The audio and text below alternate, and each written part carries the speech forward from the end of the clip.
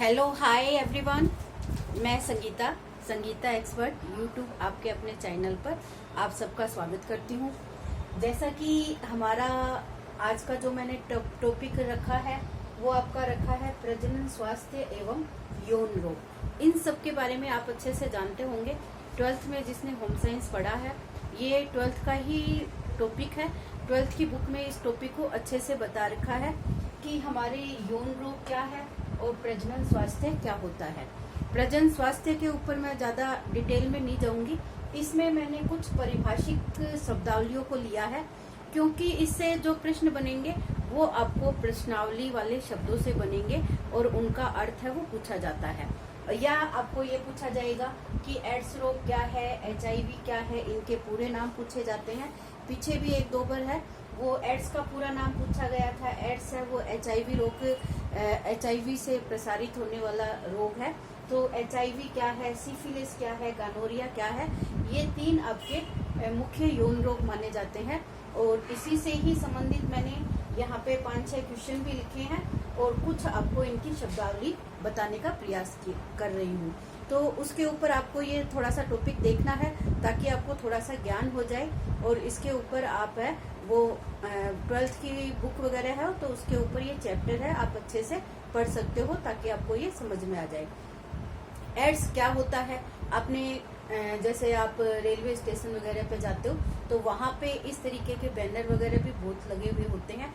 Ads किससे फैलता है, किससे नहीं फैलता है, ये बातें आपको पता होनी चाहिए। एड्स का इलाज क्या है और ये किस एज के व्यक्तियों को ज्यादा होने वाला रोग है, तो ये आपको सारी इनके ऊपर बातें हैं। इन्हीं से संबंधित आपका जो क्वेश्चन है वो पूछा जाएगा।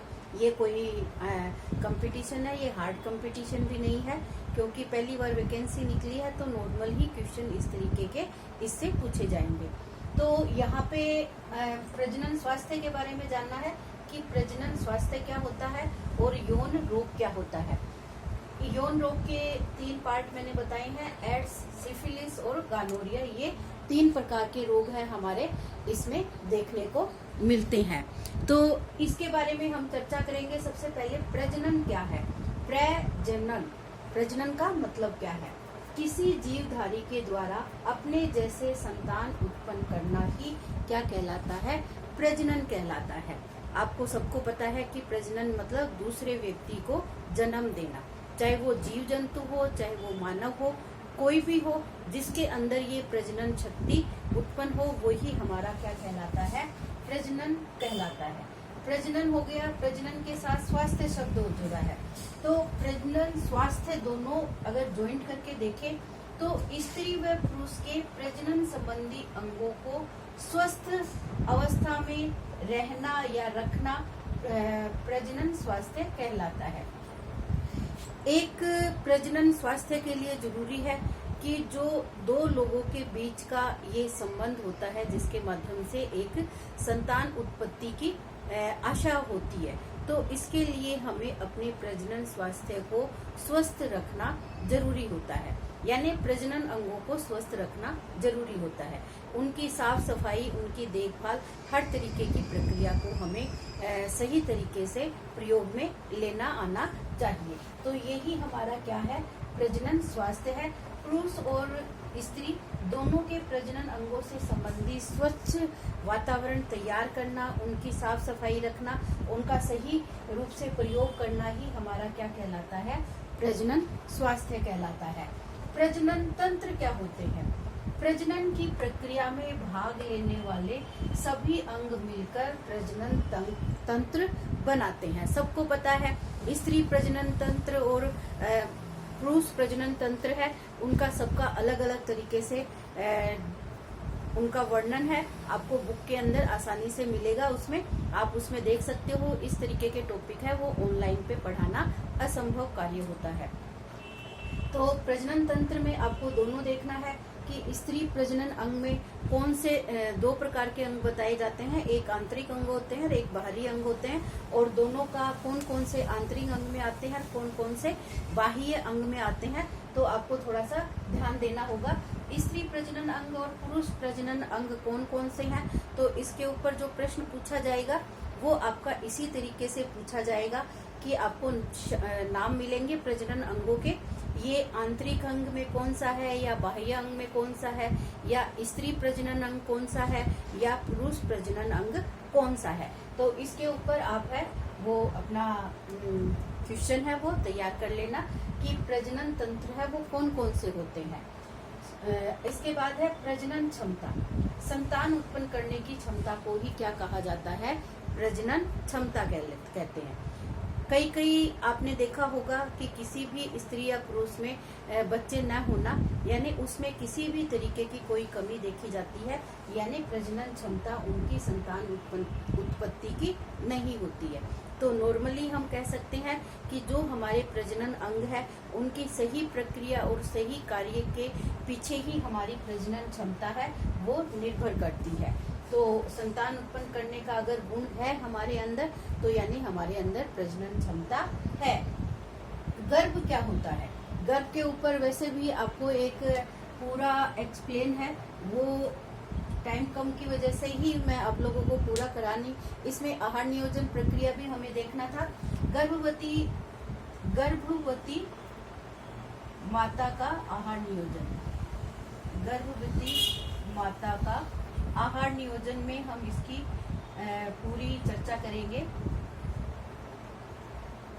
इसमें गर्भावस्था क्या है, ये पूरी 9 माह और 7 दिन की अवस्था कहलाती है, और ये 9 माह 7 दिन है, इनको भी 3 भागों के अंदर हमें एक्सप्लेन करना है कि 3 भाग इसके कौन कौन से हैं गर्भावस्था के, किस तरीके से पूरी गर्भावस्था में 9 माह के अंदर पूर्ण बच्चे का विकास होता है।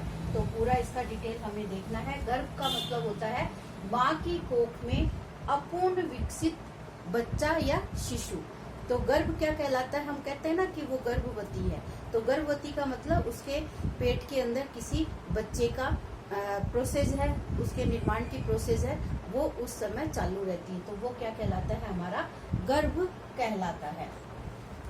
यौन रोग क्या होता है, यौन रोग, यौन संपर्क से होने वाले रोग हमारे यौन रोग कहलाते हैं। यौन मतलब जो भी प्रोसेस होती है स्त्री और पुरुष के अंतर्गत, उसके अंतर्गत ही ये एक के संक्रमित होने से ये रोग है वो फैलने की संभावना रहती है। तो यौन संपर्क से होने वाली समस्या है और इस समस्या का कोई निदान नहीं है। इसका निदान है कि पूर्ण सेफ्टी काम में लेना ही हमारा इस यौन रोग से निजात पाना कहलाता है। इसका जो क्वेश्चन बनता है वो आपका बनता है कि ये यौन रोग है किस उम्र के बच्चों के अंतर्गत या व्यक्ति के अंतर्गत ये रोग ज्यादा देखने को मिलता है। तो ये किशोर अवस्था से संबंधित जो नासमझ अवस्था होती है, जो 15 से 24 वर्ष तक की अवस्था बताई गई है, इस अवस्था के अंदर ये रोग यौन संपर्क है, वो यौन संपर्क से होने वाली बीमारियां है वो ज्यादा देखने को मिलती है, क्योंकि इस समय उस व्यक्ति के अंदर पूर्ण शिक्षा का अभाव होता है कि ये यौन संपर्क प्रक्रिया क्या होती है, इससे क्या नुकसान हो सकता है। एड्स का पूरा नाम पूछा जाता है, इसका शॉर्ट नेम ऐसे लिखे तो AIDS, ये 4 अक्षर होते हैं जिसको हम एड्स कहते हैं। तो ए से बनता है आपका एक्वायर्ड एमिनो डेफिशिएंसी और सिंड्रोम। तो ये इसका नाम है, वो पूछा जाता है कि एड्स का पूरा नाम क्या है, तो आपको पता होना चाहिए एक्वायर्ड अमीनो डेफिशिएंसी सिंड्रोम, ये इसका पूरा नाम है। HIV, हम कहते हैं ना कि वो HIV पॉजिटिव है या HIV नेगेटिव है, तो ये क्या होता है, HIV का पूरा नाम क्या है, ह्यूमन इम्यूनो डेफिशिएंसी वायरस। इसमें आपको ध्यान रखना है कि जैसे इसमें तो HIV 3 ही अक्षर है, ह्यूमन इम्यूनो और वायरस होना चाहिए, लेकिन यहाँ पे एक शब्द और आता है डेफिशिएंसी, तो ये आपको ध्यान रखना है। कई बार बच्चे इस चीज में कंफ्यूज हो जाते हैं कि HIV का पूरा नाम क्या है। तो ह्यूमन इम्यूनो डेफिशिएंसी और वायरस है वो HIV का पूरा नाम कहलाता है। उपार्जित रोग क्या होता है, आपको डेफिनेशन मिलेगी, डेफिनेशन के बाद आपको पूछा जाएगा कि इसका मतलब क्या है। ऐसा रोग जो जन्म से नहीं होते किंतु जीवन में किसी भी अवस्था में हो जाते हैं। यानी कोई भी ऐसा पड़ाव होता है जब ये रोग होने की संभावना है, वो देखी जा सकती है। जन्म से नहीं होता है, बल्कि किसी अशुद्ध वातावरण के कारण या हमारे अशुद्ध प्रजनन क्षमता के कारण है, ये रोग होने की संभावना है, वो व्यक्ति के अंदर देखी जा सकती है। तो उसको हम क्या कहेंगे? उपार्जित रोग कहेंगे। फिर है जन्मजात रोग। जन्मजात का मतलब क्या है कि जो रोग जन्म से होते हैं उसको हम क्या कह सकते हैं? जन्मजात रोग कह सकते हैं। या ऐसे कह सकते हैं कि जो रोग हमें विरासत में मिले हैं। विरासत का मतलब आपके मम्मी पापा या दादाजी को कोई बीमारी थी तो वो बीमारी आपको भी होने की संभावना रहेगी। जैसे शुगर है, शुगर वाले कहा जाता है कि अगर आपके मम्मी पापा को शुगर है तो आप में भी उसके सिंड्रोम है, वो देखने को मिल सकते हैं। तो हमें इस चीज का थोड़ा सा एहसास होना चाहिए कि किस तरीके का हमें अपने जीवन में वो रोग ना होए और उससे हम किस तरीके से बच सकते हैं। तो ये प्रोसेस हमें इसके लिए अपनानी होगी। फिर इसके ऊपर मैंने कुछ क्वेश्चन बनाए हैं। जब ये देखिए कि भ्रूण को पोषण कौन से अंग से होता है? जो भ्रूण आप किसको कहोगे? ये यहाँ पे 3 अवस्था है। पहली अवस्था को तो हम क्या कहते हैं? डिंबावस्था कहते हैं। पहली अवस्था को हम डिंबा अवस्था कहते हैं। तीसरी हमारी गर्भस्थ शिशु की आ जाती है, गर्भस्थ शिशु। और ये दूसरी जो अवस्था है ये हमारी कहलाती है, यहाँ पे जैसे भ्रूण कहा है मैंने कि भ्रूण को पोषण कौन से अंग से? पहले डिंब के रूप में रहेगा, फिर भ्रूणावस्था इसको कहा जाता है। भ्रूणा अवस्था यानी भ्रूण के रूप। ये डिंबावस्था है, ये 15 दिन की अवस्था होती है और ये 15 दिन से 2 माह की अवस्था होती है। और ये फिर आपका तीसरा माह जैसे भी शुरू होता है, जब तक बच्चे का जन्म होता है तो तब तक ये हमारी गर्भस्थ शिशु की अवस्था रहती है। तो ये पहली डिंबावस्था, इसको जाइगोट की अवस्था के नाम से भी जाना जाता है। प्रश्न पूछे जाएंगे तो इसका मैं आपको आगे एक्सप्लेन करूंगी। और जो आपकी 15 दिन से 2 माह की अवस्था होती है तो इसमें बच्चे की 3 स्टेज होती है। बच्चे के 3 स्तर है, वो धीरे धीरे इस 2 माह के अंतर्गत बच्चा तैयार होता है। तो उसमें बाहरी आती है, फिर आपकी आंतरिक स्तर बनता है, फिर आप उसका सबसे अंदर का हिस्सा तैयार होता है। बाहरी आ जाती है, फिर उसका मध्य स्तर और फिर उसका आंतरिक स्तर है। तो ये 3 परत है जिसके अंदर बच्चे के सारे अंग बन के तैयार होते हैं। तो इस तरीके से ये यहाँ पे पूछा गया है ये प्रश्न कि भ्रूण का पोषण है वो कौन से अंग में होता है। मैंने सारे नहीं लिखे हैं, डायरेक्ट आंसर ही लिखा है कि गर्भाशय में होता है। सबको पता है कि बच्चे का जो पालन होता है वो माता के गर्भावस्था के अंदर उसके गर्भाशय के अंतर्गत होने वाली प्रोसेस होती है, जिसको हम क्या कहते हैं? भ्रूण का पोषण का स्तर उस अंग से संबंधित रखता है।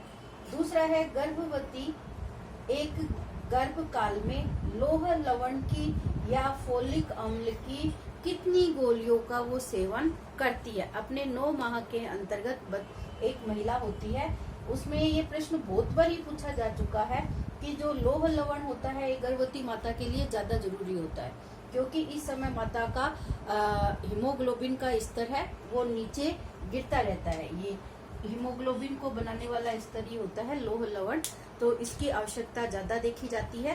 तो इसमें 100 गोलियां है वो पूरे अपने 9 माह के स्तर में लेना उसके लिए जरूरी होता है। तो ये पूरे गर्भकाल के अंदर लोह लवण और फोलिक अम्ल की गोलियों का सेवन एक गर्भवती महिला को करना जरूरी है। एड्स कैसा रोग है? ये संक्रमण से फैलने वाला रोग है। आपको इसकी जगह संक्रामक भी देखने को मिल सकता है, आपको कंफ्यूज करने के लिए। संक्रामक, तो ये संक्रामक और संक्रमण दोनों में अंतर होता है। एड्स किससे फैलता है? संक्रमण से फैलता है। संक्रामक रोग वो होता है जो एक दूसरे के संपर्क में आने से फैलता है। आप जैसे सांस लेते हो या पास बैठते हो तो वो संक्रामक रोग होते हैं वो। ये ऐसे नहीं फैलता। आपको पता होगा कि एड्स कैसे फैलता है। या तो आप कोई संक्रमित सुई का प्रयोग करें, या एड्स वाले व्यक्ति जो HIV पॉजिटिव है उसका रक्त आपको चढ़ा दिया जाए, या फिर ऐसे हो सकता है कि कोई उसका ब्लड या इंजेक्शन की जो सीरीज है या वो उसके संपर्क में आई हुई वो आपके साथ पास बैठने, खाना खाने या एक साथ सोने, इस तरीके की प्रतिक्रिया से ये एड्स नहीं फैलता है। ये आपके यौन संपर्क से फैलने वाला रोग है और इसका इलाज यही है कि आप अपनी सेफ्टी को स्वयं ध्यान में दें। यौन संपर्क है वो हमें हर किसी के साथ नहीं बनाने चाहिए। तो ये हमारे एड्स से संक्रमण का जो एड्स रोग है वो संक्रमण से फैलने वाला रोग होता है, ना कि संक्रामक रोग बताया गया है। फिर है HIV विषाणु से फैलता है। तो क्या फैलता है? एड्स फैलता है। HIV संक्रमण किस कारण से फैलता है? संक्रमित सुई के प्रयोग से फैलता है या संक्रमित रक्त के चढ़ाने से फैल सकता है। सिफिलिस रोग फैलता है। ये सिफिलिस है, ट्रेपोनीमा पैलिडम, ये जीवाणु का नाम है जो सिफिलिस रोग को फैलाने वाला जीवाणु है। तो सिफिलिस किससे फैलता है? ट्रेपोनीमा पैलिडम से फैलने वाला रोग बताया गया है। और गानोरिया है, ये भी क्या है? असुरक्षित यौन संपर्क अपनाने से ही फैलने वाला रोग है। ये पुरुषों में ज्यादा देखने को मिलता है। तो ये आपकी एड्स से संबंधित मुख्य जानकारी है वैसे तो। और प्रजनन स्वास्थ्य क्या होता है इसके बारे में मैंने आपको छोटी सी एक चर्चा के रूप में आपको पढ़ाने का प्रयास किया है। तो ये वीडियो कैसा लगे आपको, इसको लाइक, शेयर और चैनल को सब्सक्राइब करना न भूलना। All the best everyone. Okay.